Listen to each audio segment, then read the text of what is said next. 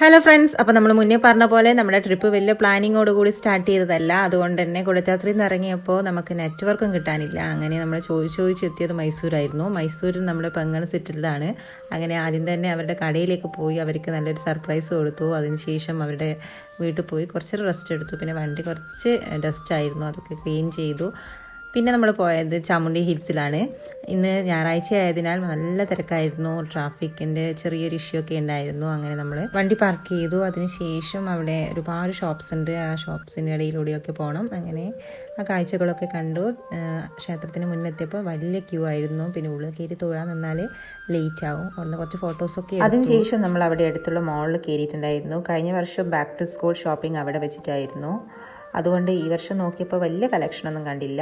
പിന്നെ പോകുന്ന വഴിക്ക് മസാലപ്പൂരി വാങ്ങിയിട്ടുണ്ടായിരുന്നു. അത് വണ്ടി സൈഡാക്കിയിട്ട് കഴിച്ചു. അപ്പം അത്രയേ ഉള്ളൂ. ബായ്.